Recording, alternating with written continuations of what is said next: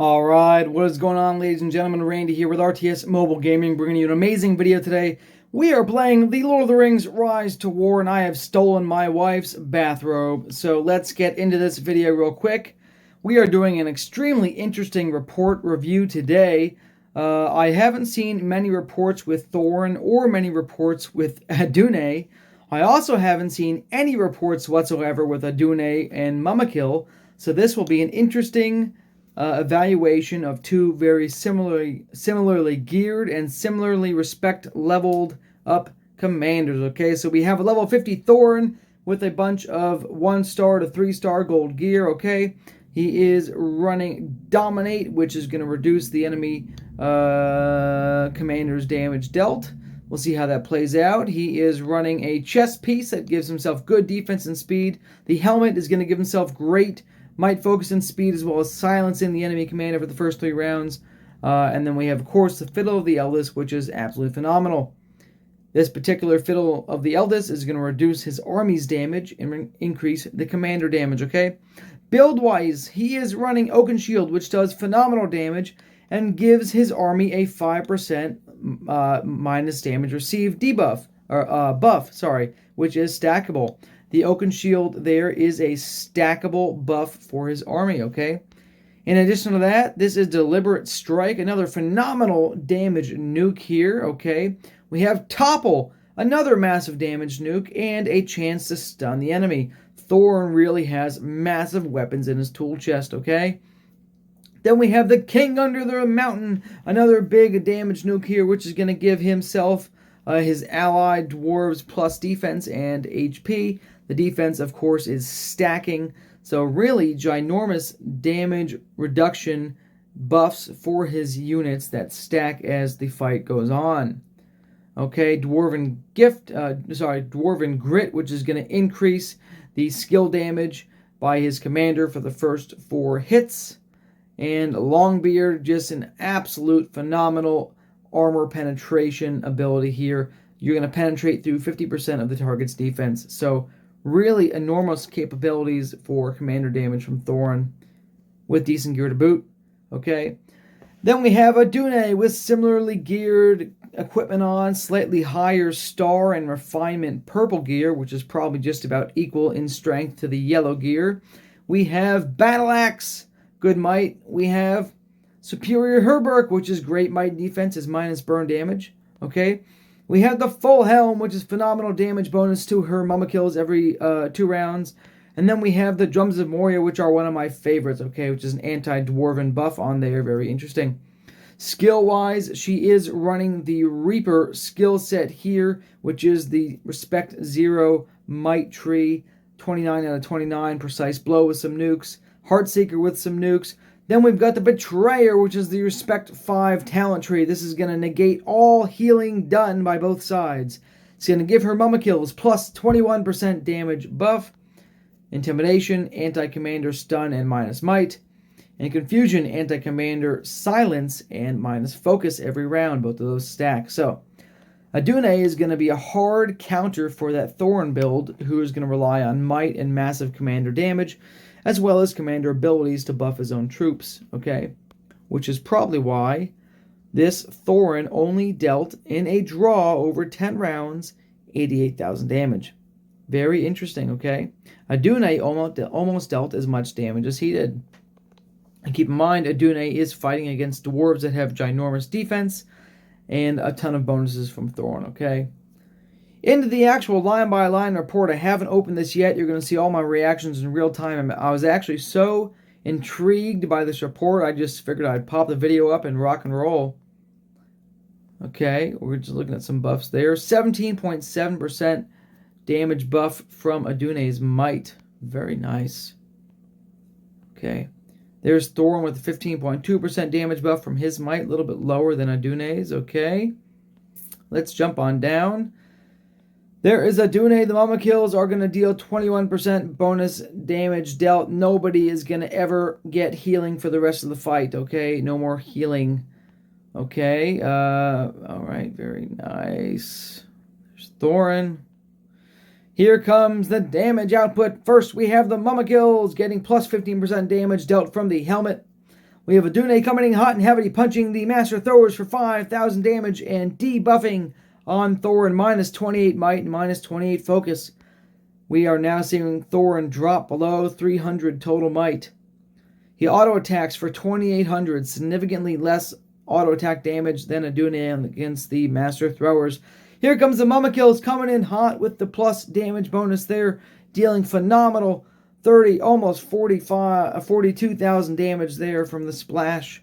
Iron Warriors and Master Throwers coming in hot.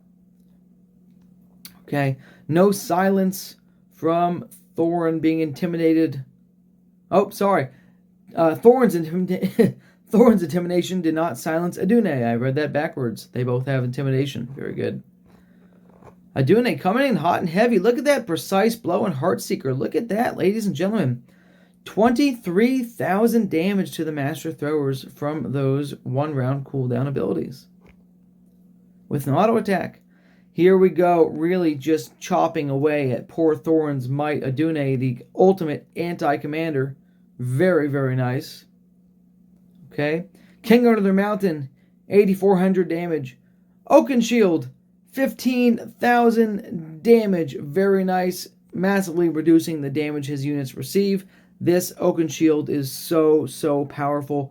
And then here they're getting plus 15 defense. Another super powerful combination there, okay?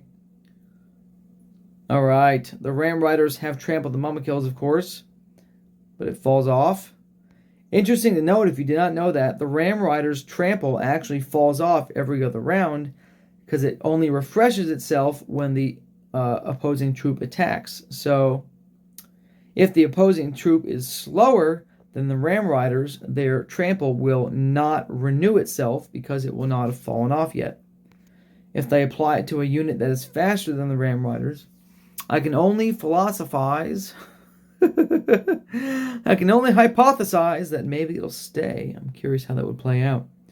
So here you can see without that 15% damage bonus from Adunae's helm and the increased damage reduction, there's a 20% swing in the damage output. Okay, here into round 3, another Inspire buff on the Mumakils. Thorin coming in hot with debilitating strike and reduce the Mumakils' damage.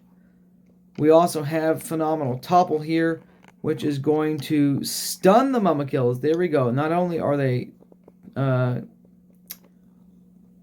going to deal reduced damage, they're also stunned, okay? And of course, Thorin is now down 84 might in round 3. Phenomenal. I'm just curious. What does like round 6 look like where Thorin's got no might? Let's take a look. So Adunae, Precise Blow, and Heartseeker, her damage has massively dropped after the Iron Warriors received, they have ginormous defense compared to the Master Throwers, but they also have now, 20% reduced damage received, 15% reduced. Here's Thorin with minus 168 might, he's down to 136, he's now past the halfway mark. Okay, Thorin's damage, King on the Mountain, massively dropped right there, right? Wasn't the last king 8,500? Here's Oaken Shield. Instead of 15k, he's down to 3,600. Ladies and gentlemen, just so much damage reduction here with the minus might. Of course, he's losing troops as well, so it's a double negative. He doesn't have a whole lot of troops left. Let's look at round 5 and see what the Mumakil's damage output looks like and see what the splash damage looks like. So Thorin is down to about 1,100 troops. His might is pretty much gone, going in around 9. Down to 1,100 troops. He's down to 52 might. He's really got his hot dog chopped off here.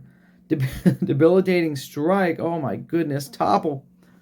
No damage output, ladies and gentlemen.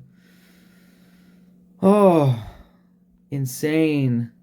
Adunae is still dealing half-decent damage, but she is also significantly reduced because right now the units she's killing have massively increased defense and massively reduced damage received.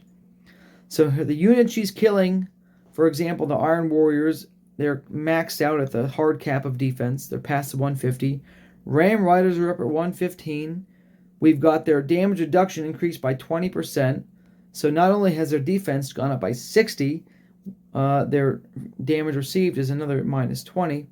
Adunae has a much smaller march speed, march amount, right? She's down from 70 whatever 2 to 54.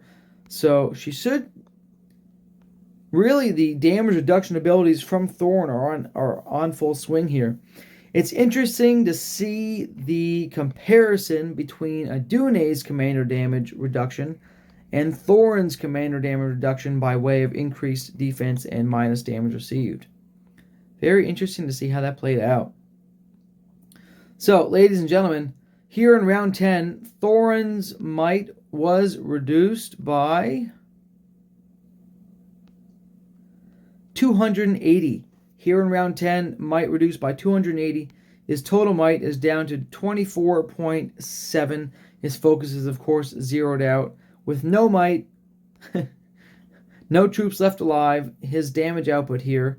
Oakenshield is down from a bold 15.6k in the beginning of the fight down to 467 output, ladies and gentlemen. How about that? Phenomenal. Anti-commander build from Adunae here. Not a super high respect level, not wailed out gear, really putting on a clinic on how to counter Thorin and really many other high damage output commanders, okay? So, if you enjoyed this video, that was super duper interesting for me to watch. I loved it. Here are the final numbers again, okay? Thorin at 88, Adunae at 74, soldiers at 96, Mumakil's at 185, and overall, phenomenal battle. Like and sub. Randy out.